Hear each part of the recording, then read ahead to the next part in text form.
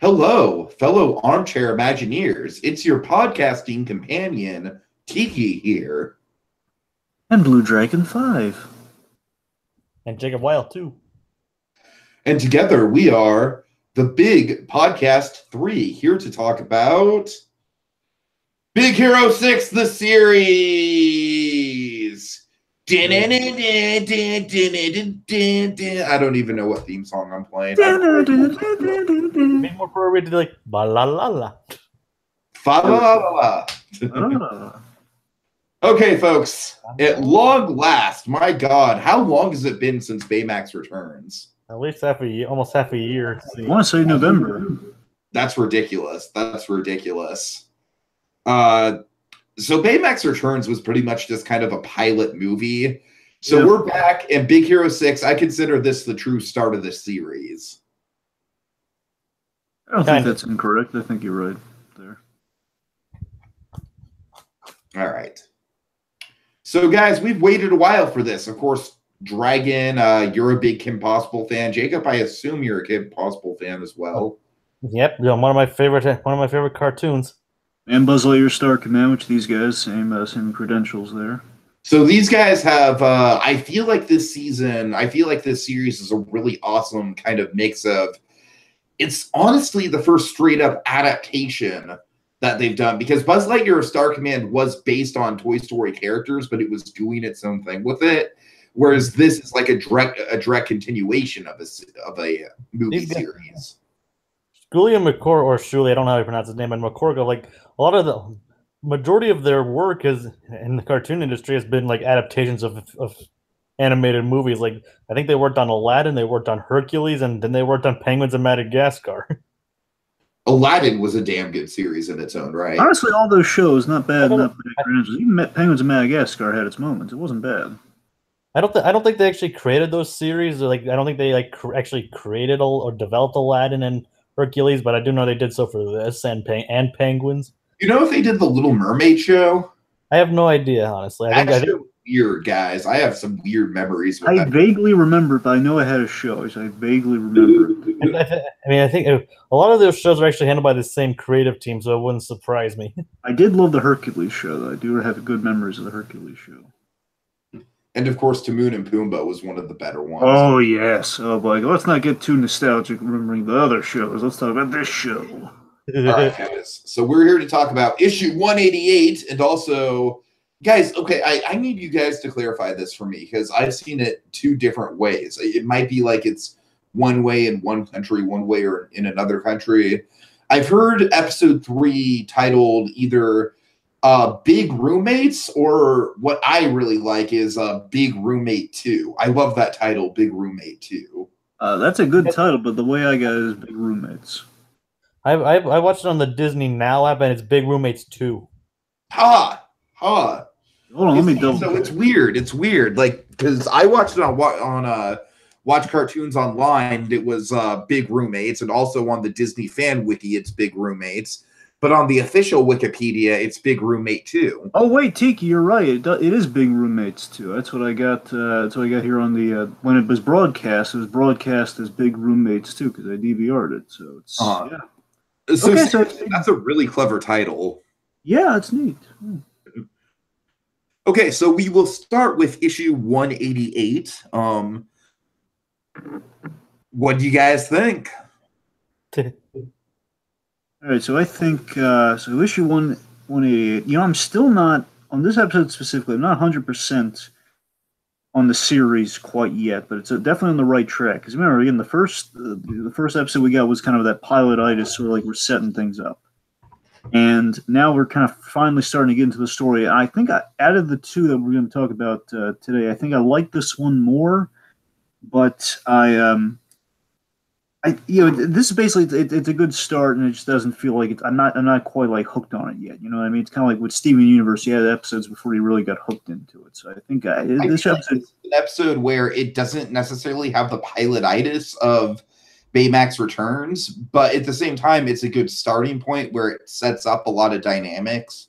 Exactly, and that's what I like about it. It's just it's a start. It's a decent start. Just it's not again logically they have to build before they get to really like, oh yeah, here we go, folks. Just wait, watch the show. And yeah. of course, Jacob and I famously experienced this with Star vs. Forces of Evil. Like Star vs. Forces of Evil season 1 was like a high school comedy show, and then season 3 was like a war epic. Yeah, it's like it doesn't even have the same premise anymore. Right. So essentially, this episode, it is kind of so. Again, I've seen again with kind of our showrunners here. They've done a lot of these types of stories with Kim Possible. And it's going to be something interesting to track, see how many times we kind of reinvent similar story ideas. And here, what's interesting is that it's a simple premise. We have Professor Granville. She pairs Hero and Carmi, if I'm saying it right. Carmi? Yeah, it's Carmi, yeah. Carmi, yeah. Pairs him with Carmi, and basically so he can bring her out of her shell. We revealed so he kind of was secretly so Hero could bring her out of her shell and kind of befriend her. She needed the socialization. Yeah, honestly, that wasn't really that much of a twist, kind of considering that they pretty much brought up like she's the one that needs the social skills. Like, oh, so that's why Granville did it. Sure. I'm saying like we've seen like I remember the one of the events from Kim Possible, smaller events like they paired her up with basically she had like a science fair project due, and she was paired up with this really hyper intelligent girl who really initially just wrote her off as like, oh, okay, things just happened for you and everything, and just kind of wrote her off like, I'm going to do the project myself. You can just like you do the bare minimum of the work, and basically kind of one of those kind of unusual pair episodes. And initially that's what I kind of thought they were going for, but they impressed me in that okay, we're not just recycling old plots here. We're not just we're not recycling the old lab partner premise or the rivalry premise. So I was impressed with the episode in that regard, and I really did like Carmi. I liked her. Yeah, Carmi is an interesting character. She's kind of she's an amalgamation of a couple different characters I can think of. She reminds me Dragon's gonna get Jacob's gonna get this, Dragon won't. She reminds me of Jana from Star a little bit. The personality wise. Yeah, and the personality. Yeah, like Jana is maybe a little bit more extroverted. She's a little bit more introverted. Yeah, it's like basically the excitable personality kind of thing. I like her though. I feel like eventually she's going to be a really big fixture of the show. I think they're setting up some interesting stuff with her. Honestly, I kind of hope so. Stuff. I kind of hope so. Honestly, there's a lot of potential for her as a character. It seems. Yeah, I gotta tell you, what? There's this one, and especially she has the old trope of like she doesn't like the regular person, but she loves the hero. Exactly. I really like that. I like how they executed that, where you had this moment where basically, Hero in costume. I like that he saved someone without Baymax's assistance. By the way, he jumped in, he kind of saved her. And then there's a really gutsy choice, and I don't know what it was. This really stuck out with me from the episode where she, she's got it bad for Hero's alter ego. It's like, wow. I mean, they didn't shy away from that at all. Like, she has it bad for him. And she thinks that he's in love with her. That's what I'm saying. So I was really digging that. That's what it does. In a way, this kind of takes like the two different cliches: the lab partner thing that Dragon was talking about, and then the being in love with the alter ego thing. And it really kind of puts them in a blender. And I feel like much like Kim Possible does the spy genre mixed with the high school genre, this is doing a very similar kind of cocktail. Yeah. Now, something that might sell me more on Big Hero 6, it seems this episode, it's kind of half and half on this, where they address the issue of the alter ego with the Big Hero 6. And I like that they're addressing that. And I like kind of where they ended up is fine. They don't really... It's still a problem they haven't really solved by giving themselves code names. I'm still wondering, like, when they're in the field, they're just going to keep calling each other by their first names. And that might be that's the thing. Like that I like that they've addressed it. They did something interesting with the whole she can't. It's basically Clark Kent identity thing, where they kind of pull like a Lois Lane on her, where she works with the guy and that she's in love with one, but doesn't care for the other, and she just can't put it together. A picture of a close up of his face. That's what I'm saying. And again, that at least they even point out how did they much point out how could they not tell it was you? I know, and the fact that they pointed out, I appreciate. It's just still, I mean, in this instance, okay, they pointed out the story about it. It's just going forward, like they got to figure something out about that. I hope the show's smart if they kind of do that. It must be the mask. Like the mask instantly makes you handsome or something, more handsome. Yeah. Who knows? But we don't even know. We don't exactly. It's known that she was technically having a crush on him before she even saved him. So I wonder how exactly she started to fall in love with him to begin with. It's been on the news and everything. It's like, yeah, Yeah. it's like the Superman effect. They're like, hey, superhero, I've seen that guy in the costume. And again, it's just kind of, I guess, the younger, shorter one of the group. But hey, it's kind of like me. I don't know. Like, you think she? Hopefully, it'd be kind of interesting if she actually does later eventually put the dots together and like actually learn about it. And that'd be Honestly, I hope they do that soon. Because I feel like it'd be a suspension of disbelief that, you know, for as intelligent as her character comes off, that she wouldn't put it together eventually. And I think she'll definitely put it together at some point. And several times she like zooms in on the face. It's like it worked with him for a while, and took a picture of it. And I mean, like it's like okay, and they even sound similar. I mean, the only difference is like Hero's hero mode actually just sounds a bit more. Literally, one says hi and the other one says hello. That's literally the one. It's the one difference. I mean, tricks like that work in real life. Like you just change one small thing, and sometimes people don't even recognize who you are. Exactly.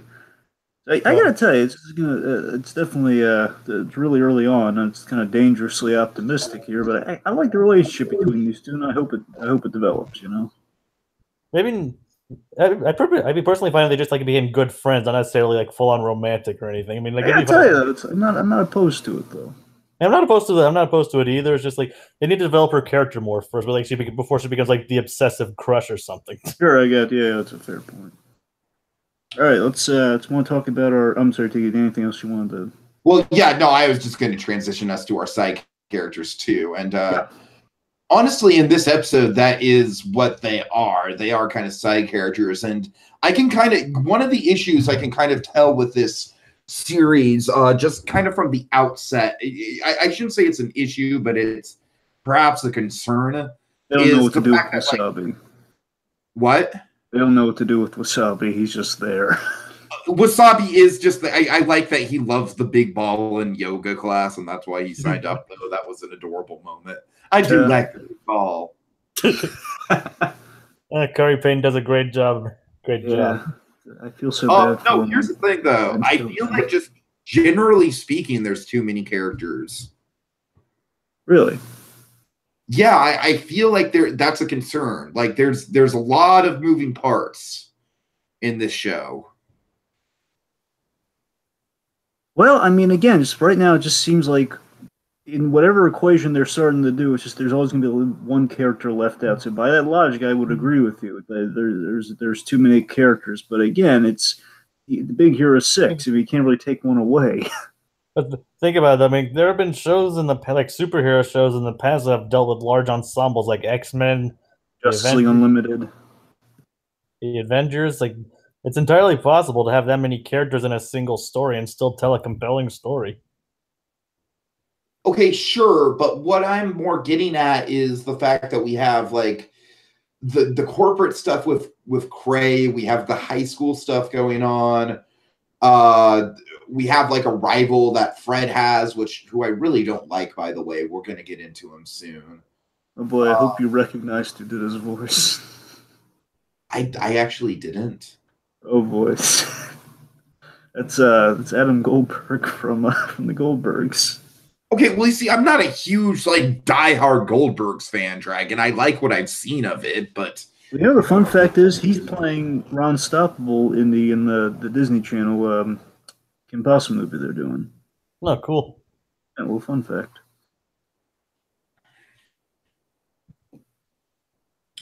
I do feel like with Wasabi, though, I just kind of feel like it's a situation where it's kind of like a DuckTales thing, except DuckTales, I feel like, does this better so far, is that I feel like each episode is going to be kind of like one character of the 6 is going to get a primary focus.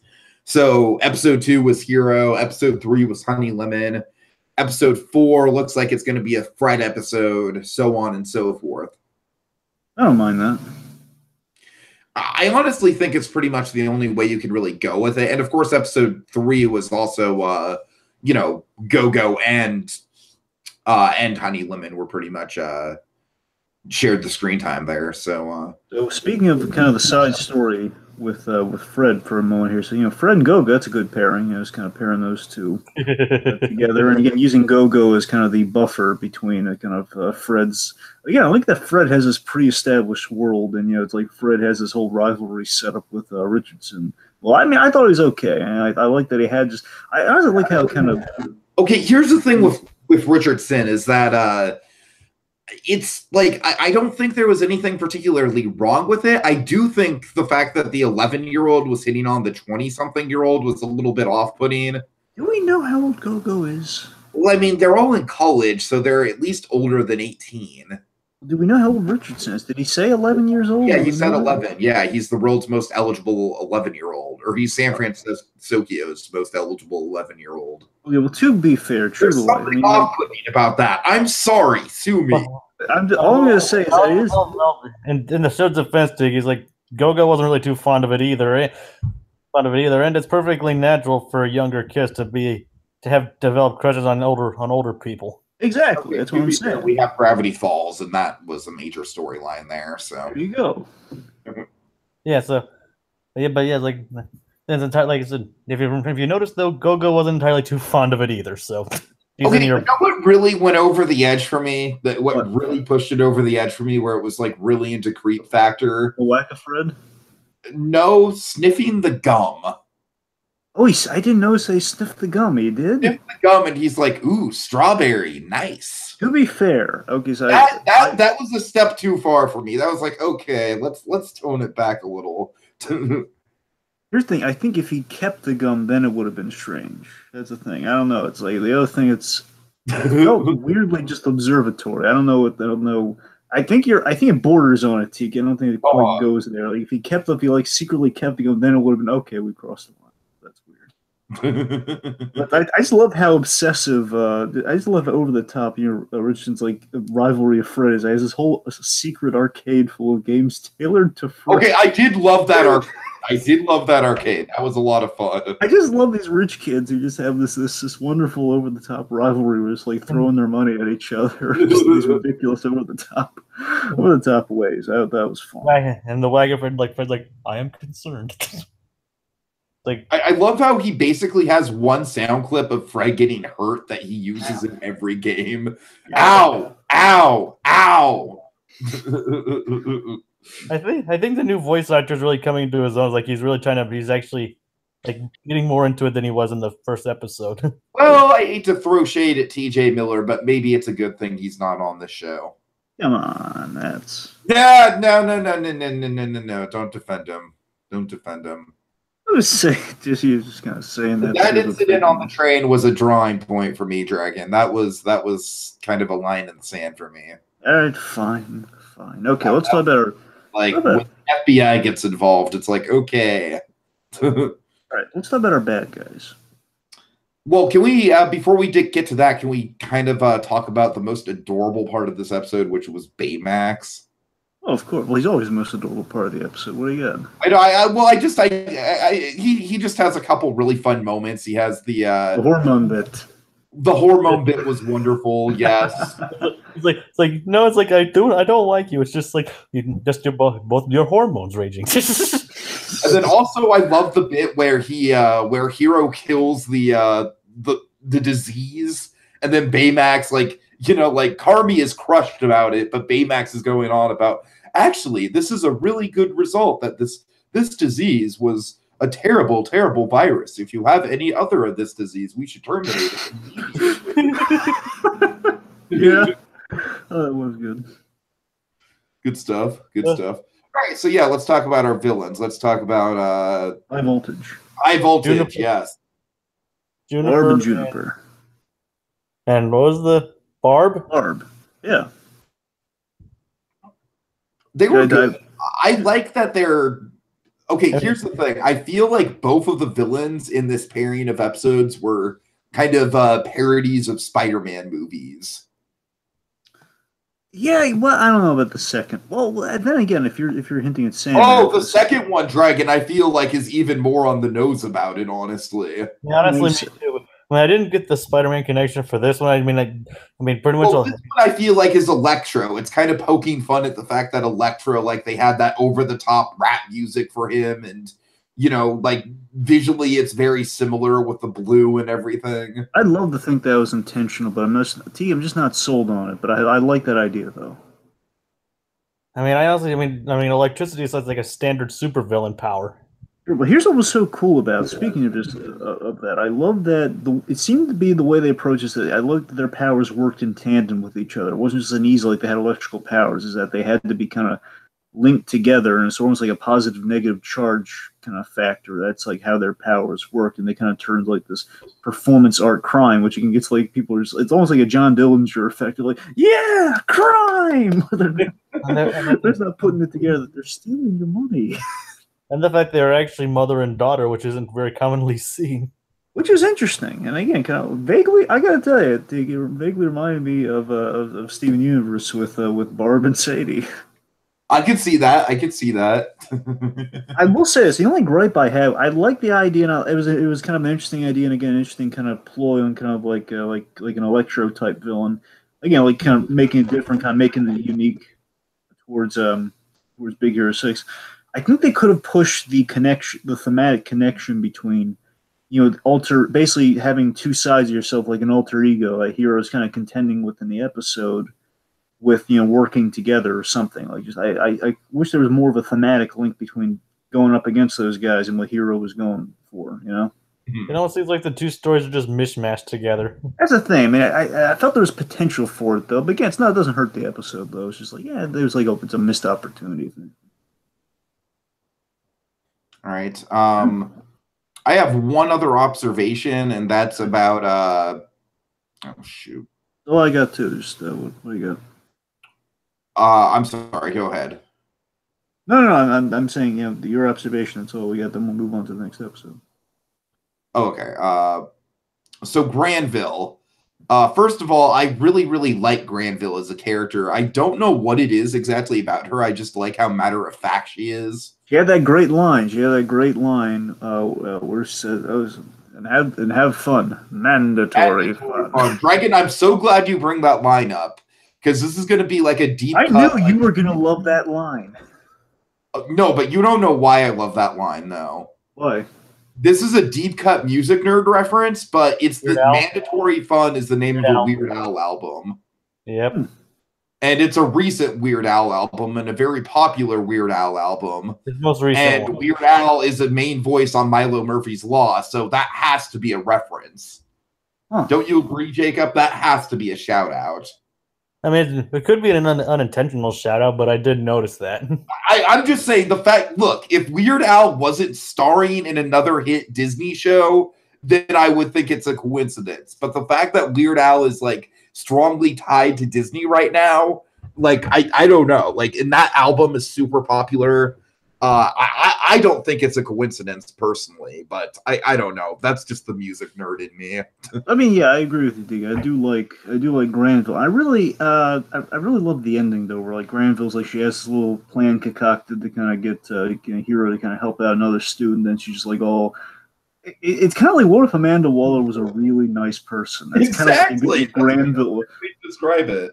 Where it's just like, that'll be all, Mr. Ho. It's like, what if like he was like Amanda Waller doing with Dead? Intimidating as Waller, but she's a sweetheart underneath the tough exterior. It's like, what if she was dealing with Deadshot, but she was like, oh, Deadshot, I like it, but I won't say it. That sort of thing. That's kind of what she has with Hero here. That'll be all, Mr. Hamato. And she gives that smile after he leaves her and like, oh, that kid, he's on to me. God help me, I kind of like him. All right. All right, so should we transition? Yeah. Okay, let's get into Big Roommates 2. Big Roommates 2. The sequel. No, not really. Sorry guys, I could have sworn I might be crazy, but I missed Big Roommates 1. It's Tiger Philanthropist. He's giving back, Dragon. He's giving back. I'll pretend I understood that reference. As we wait for the image. Oh, by the way, I'm going to call out somebody. I won't say by name, but somebody keeps misnaming Tiger Philanthropist. Keeps saying Kitty Philanthropist. It is Tiger Philanthropist, darn it. Okay, and I'm going to pretend I know what Dragon's talking about right now. I'll tell you when we get off there. There's someone there who needs to get his act straight there. He keeps getting the name wrong. The human mistake, but come on, man. Tiger. Ooh, I'm curious. Okay. Anyways. All right. Okay, so this is a classic, like, you stay on your side of the apartment. Okay, no.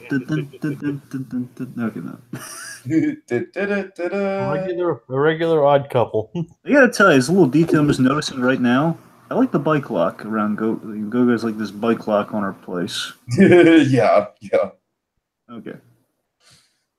This episode, I honestly think the last episode did a better job kind of thematically tying in all the superhero elements and everything.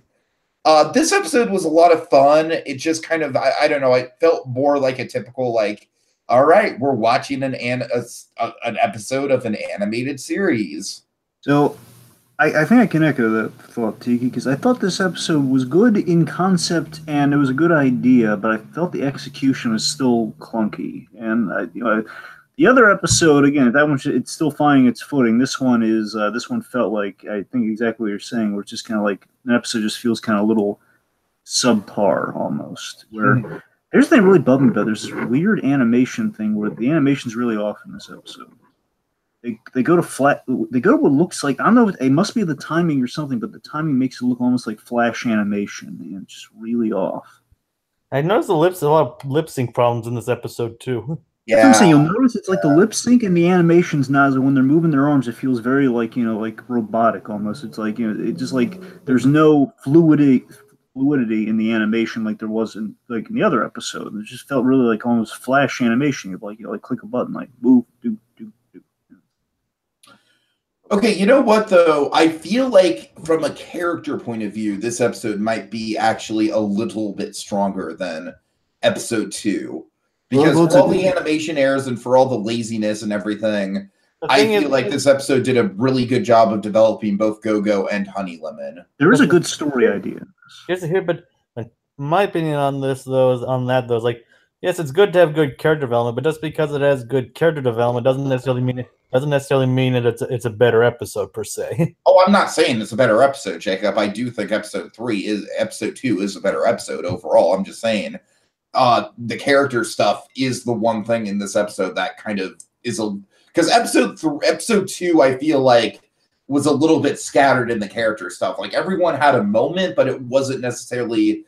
I feel like in this episode we get more arcs. Doesn't make it a better episode per se. Just means that I feel like it advanced the characters a little bit more. Oh yeah, we forgot to mention like that thing at the end of episode 2. Yeah, we're building up our big bad guy. Sorry, I forgot. Which I don't even. Do you guys know who he is? Like his name is like Okabe or something. Yeah, that's the thing. I don't know. We don't know. We assume that it's Okabe, but they didn't have like the symbol for him this time. It's just they have like this lighting effect on his face. So I assume it's Okabe. It is Okabe, but honestly, I don't. That's another thing that kind of bugged me. Is that again, that's one of those things I was talking about where it's like a lot of moving parts, but not a lot of resolution. Right. Anyways. Anyway, so yeah, here's the thing I like with the episode. So I really like thematically what we're doing with the story, because it seems like the kind of the pattern of the episodes. And I hope they continue this pattern, because I really love this. If this is kind of one of their mission statements with the show, is that we're exploring these super themes with kind of a new slant to it. And again, we've kind of done that with the alter ego in the other episode. And here we do it with in pairing Go-Go and Honey Lemon together. We explore this idea of kind of the optimistic approach, the superhero, and the cynical approach through this purse snatcher of like, hey, your purse was stolen. No, I probably just misplaced it. Of course, seeing where that goes, and I love the big twist, the big fun payoff we have with our villain. What is it? It's is it Goopy or Globby? Right, with Globby. With Globby, by the way, voiced by Andy Richter. Yay for him. But yeah, Globby, he's I just love this purse snatcher turned supervillain. And basically, the big payoff at the end, it's this clever twist on. Okay, well, she did reach the villain, but it doesn't necessarily mean. Basically, she kind of made him worse. She fired him. I mean, that's for damn sure. I love that choice. And again, if they keep doing this with the writing, I'm gonna be more sold in the show. Like, yeah, that's a good idea. We took a crook and we boosted his confidence. Now he's gonna become a supervillain. What's kind of funny though is that, like, kind of interesting that the movie that like the villains weren't just clear cut. Like, you know, like here, like they openly call themselves villains. Like they're like card carrying, mustache twirling villains here. And of course, our showrunners do excellent jobs with villains. By the way, well, I mean, don't get me wrong. I think that's a smart way to go for a serialized TV series like this. Sure. But for the movie, it was just more like Cromwell was more of like the villain with understated motives and stuff. Yeah. Of course, by the way, speaking of just some fun, clear-cut villains, we have Diedrich Bader as Felony Carl. I love Felony Carl. I'm looking forward to that. That's an amazing name. And by the way, I read this in like the Wikipedia. I forget if it was in the episode or not, but his mom named him Felony Carl. Oh God! It's like I wouldn't go with. I'd just go with Carl. That's up to my mom. I love it. He's like, it's Diedrich Bader. It's kind of like the character. It's vaguely like the character he plays in BoJack Horseman. He marries just a very. Yeah. He's very pleasant. He's very pleasant. Are you going to finish that scone, or he's like, you want to go half and half on a scone? It's like yeah. And the glitterized scooters, like I like the glitter. It shows how in touch I am with my masculinity. That's nice. I mean, I'm loving Felony Carl so far. Yeah. It kind of reminds me of his Batman voice. A little, yeah. It's in many ways it's kind of Diedrich Bader's voice, but with more kind of introspective. That's kind of how you get the Batman voice with Bader. But yeah. Okay, so with our villain, with Globby, to me, I don't know. This might sound like a ridiculous comparison, but to me, he kind of reminds me of Emo Peter. I got more Sandman from it. Okay, he's kind of like a mix of Sandman and Emo Peter. He's got like the backstory of Sandman mixed with like the cocky attitude and the strutting down the street and everything of Emo Peter. Kinda. I didn't really get that when I was watching the episode, but now you bring it up, I'm just trying to think of is he really? He's more confident than the both of them, though. And I mean, there's definitely a scene of him strutting down the street like he owns the place. There's definitely that. I love it when he steals Cray's statue, thinking that it's Aleister Cray for a moment. This little thing's kind of dumb as a post at times. Yep. Cool design. Yeah, for sure. And also just kind of the nature of his powers was a little bit symbiote-esque. I really do like the pseudoscience behind him here. That Cray, basically he found a way to rip off the microbot technology, and basically that in stealing that, did not know at all what it does. He just that mixed with kind of like honey lemons, kind of chemical balls. He's kind of like. Cray's actually a bit different in this show than he was in the movie. Yeah, can you guys help me out here? It's been a couple years since I've seen the movie. Can you remind me what Cray's role was in the movie? Cray was the red herring voiced by Alan Tudyk. Oh, right, the red herring. Yeah. I have hope that they're going to develop Cray. Cray could be fun. I mean, his character here, he was definitely more understanding and sympathetic. I mean, sure, he was still a crud businessman, but he wasn't He reminded me of Mayor Dewey. He's definitely more wahaha evil in this show than he was in the movie. I mean, he was more like a crud businessman. Here he's like, yes, I stole it. Ha ha ha ha ha. Well, no, he did like a businessman though. He says, I ripped it off with that. I ripped it off just enough to where it's not technically illegal. I love that though. If they keep going that direction with Cray, I'm gonna be happy. He's a businessman, but he's not technically wrong. I love that he's skeevy, but he's skeevy in that professional way.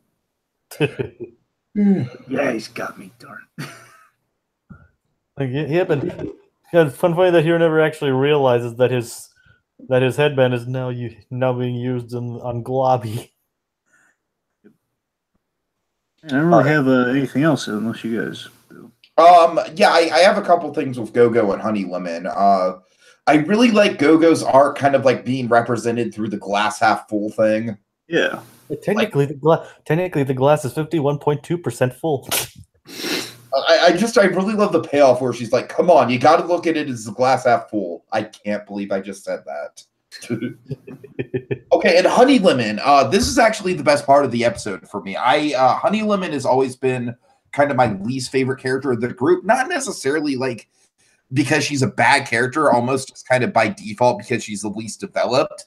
And this episode, it's like, here you go. Here's a nice helping of character development. So I'm not going to say that Honey Lemon has bipolar disorder or anything, but this episode kind of struck a chord with me a little bit for the way that she reacts to people calling her out and kind of like really kind of withdraws. I can say I've definitely been in that position before, and I've been in that kind of headspace of like, oh man, I really fucked up. Like I'm just a piece of shit, you know? I actually like read an article about this show. Like they're talking about it, and they actually mentioned a few upcoming episodes. And there's actually a future episode where she actually gets into mech suit fight wrestling. Nice. Whereas like the voice actors actually like thanked it for coming up with that, like to expand the character that much. Yeah, it's really nice. And honestly, she's kind of gone from my least favorite character to one of my favorite characters with this one episode because I think it was a really poignant moment for her and a really poignant kind of arc to really kind of find her center and find her balance of what she's good at and what she's a little overbearing at. Also, just the bit where she's apologizing, that's totally me. Like, I am the worst person in the world when it comes to overly apologizing. I will apologize for apologizing every day of the week. It's like me. Oh, man. Okay, so I guess that's about it. You guys have any final thoughts? Well, yes, just on the whole, again, feeling issue 188 a little bit more than Big Roommates 2. I think they both have, and I think issue 188 it's a good first step in the right direction. Big Roommates 2, it's a little clunky, good in concept, and again, still shows promise. It just, the only thing that scares me off about it is, again, I hope the animation is going to be more consistent going forward because the animation was just oddly off on this one. But I've watched the next few episodes actually, and the animation quality actually does improve. Okay, that's good. Okay, that's reassuring. Well, anyway, so the style itself remains the same, but the animation itself is like more fleshed out and dynamic. Okay, well, again, so Big Hero 6. I'm not head over heels yet, but I've got a good feeling about it. We'll see what happens. All right, so folks, we will be back on Tuesday night to cover the next 2 episodes, and that is going to be Fred's Bro-Tillion, and then also Food Fight, which is hopefully going to be better than the animated movie of the same. I'm hoping it's an Ant Cass episode. I have a feeling it's an Ant Cass episode. Do you want me to say something? Do you want me to tell you if you're right or wrong? No. Okay. All right, folks.